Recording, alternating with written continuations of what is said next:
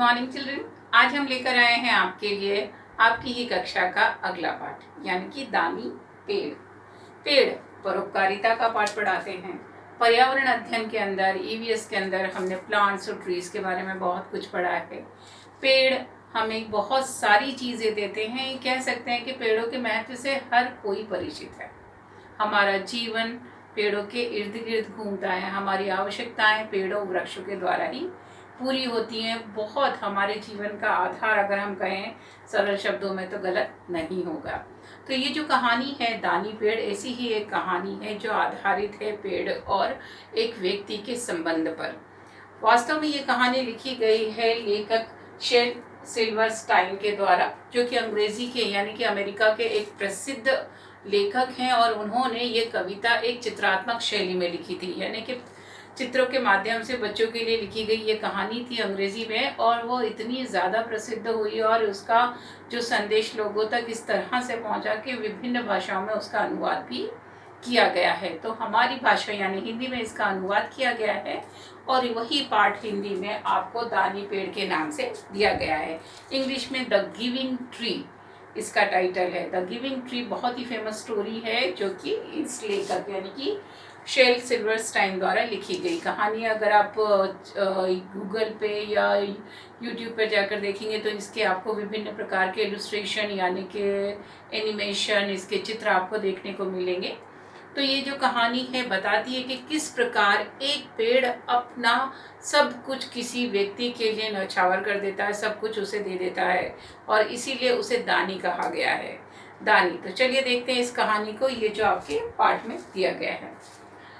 तो ये जो कहानी है ये आपका पार्ट 2 दानी पेड़। जैसे कि आप देख सकते हो चित्र के माध्यम से यहाँ दर्शाने की कोशिश की गई है कि किस प्रकार एक बालक जो है इस पेड़ के साथ में इसके आसपास यहाँ पर किस प्रकार पेड़ के पास में बैठा हुआ विभिन्न प्रकार की गतिविधियां कर रहा है, फल खा रहा है और जो आनंद ले रहा, मजे ले रहा है।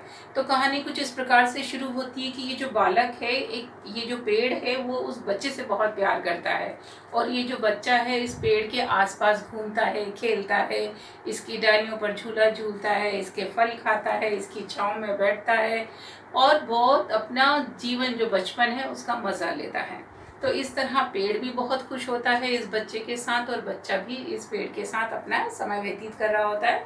धीरे धीरे समय बीतता जाता है और ये बच्चा बड़ा होने लगता है और बड़ा होते समय और होने की इस दौरान वो क्या होता है, पेड़ के साथ अपना समय बिताना कम कर देता है। ऐसे में पेड़ उस बच्चे को और उसके साथ बिताए गए समय को बहुत याद करता है और जब वो पेड़ से मिलता है वो बालक कुछ वर्षों के बाद, तो पेड़ उससे चाहता है कि वो उसके साथ आकर वापस खेले, समय व्यतीत करे।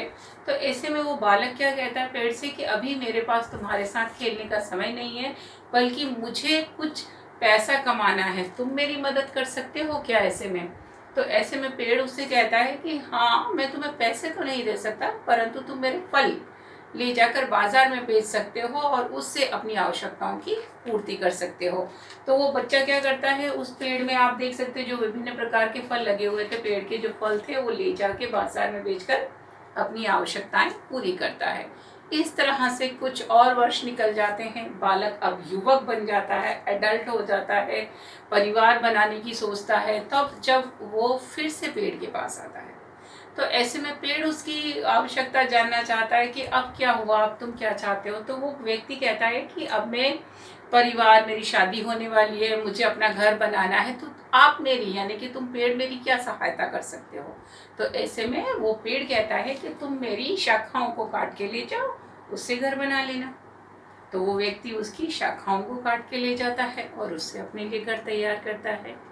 इस तरह से फिर पेड़ उसका दूसरी बार उसकी मदद करता है, फल दिए, शाखाएं दी, समय गुजरता जाता है। इस तरह आप देख सकते हो तीसरी बार कुछ अब व्यक्ति थोड़ा अधेड़ उम्र में हो गया। यहाँ आप चित्र में देख सकते हो, चित्र के माध्यम से यहाँ दिखाया गया है कि इस अधेड़ उम्र में जो व्यक्ति है किस प्रकार लकड़ी ले जा रहा है। अब लकड़ी ले जा रहा है, वो क्यों ले जा रहा है, वो पेड़ के पास आके कहता है कि मुझे क्या है कि एक मछली पकड़ने के लिए नाव बनानी है, तो पेड़ क्या तुम मेरी मदद कर सकते हो। तो उस अधेड़ उम्र के व्यक्ति के लिए पेड़ क्या करता है, कहता है कि तुम मेरा तना काट के ले जाओ, यानी ट्रंक। पेड़ का जो सबसे मोटा वाला हिस्सा होता है लकड़ी का, जहाँ सबसे विशेष रूप से जहाँ लकड़ी होती है उसकी, तो वो कहता है कि तुम मेरा ट्रंक तना काट के ले जाओ, उससे नाव बना लेना। तो पेड़ अपना तना उसको काटने के लिए देता है और वो उसको ले जाता है और उससे अपनी नाव बनाता है।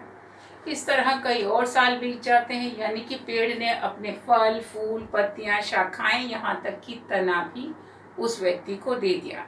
अब अंत में जब व्यक्ति बूढ़ा हो चुकता है और फिर वो पेड़ के सामने आता है, इस लास्ट चित्र को जब आप देखेंगे यहाँ पर आपको समझ आएगा कि किस प्रकार वो बूढ़ा व्यक्ति उस पेड़ के समक्ष खड़ा हुआ है। और ऐसे में पेड़ अब उससे पूछता है कि आखिर आप क्या चाहते हो? अब मेरे पास तुम्हें देने के लिए ना तो फल हैं, ना शाखाएं हैं, ना मेरे पास तना है, मैं तुम्हें क्या दे सकता हूँ?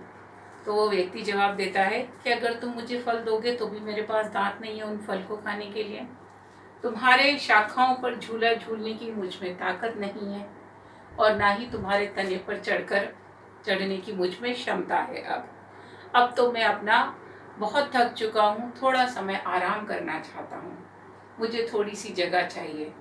तो पेड़ कहता है अरे, तो वो बहुत खुश होता है और पेड़ कहता है आओ मेरे ठूंठ पर, यानी कि जो लकड़ी का उसका जो हिस्सा बचा हुआ है, जो पेड़ का बचा हुआ हिस्सा है, कहता है आओ मुझ पर बैठ जाओ।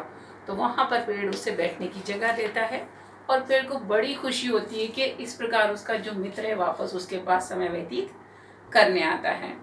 तो इस तरह से एक पेड़ किस प्रकार अपना पूरा जो उससे मिलने वाली जो सारे चीज़ें हैं वो एक व्यक्ति को देता है और अपनी मित्रता निभाता है। तो ये पेड़ क्या है, सच्चा दानी है, बिना किसी स्वार्थ से, बिना किसी इस लालच के कि वो व्यक्ति उसे क्या देगा बदले में, उसे अपना सब कुछ देता जाता है। तो यहाँ मनुष्य अपने स्वार्थ के लिए क्या हमें शिक्षा मिल रही है कि मनुष्य किस प्रकार अपने स्वार्थ के लिए पेड़ों का उपयोग कर रहा है। तो ये हमें पर्यावरण संरक्षण की सीख देती है कि हमें पेड़ों का उपयोग तो करना है, उनसे लेना तो है, लेकिन उनको हमें क्या देना है, हमारा उत्तरदायित्व क्या है उनके प्रति। तो हमें भी उनकी रक्षा करनी है, उनका ध्यान रखना है। अगर एक वृक्ष काट रहे हैं, उसकी उपयोगिता को ले रहे हैं, तो बदले में दूसरा वृक्ष लगा ही सकते हैं। तो इसी तरीके की सीख पर आधारित है यह पाठ। तो आप इस पाठ को पढ़िए, आए हुए नए शब्दों को रेखांकित कीजिए। हम मिलेंगे आपसे अगले अभ्यास में, तब तक के लिए टेक केयर, बाय।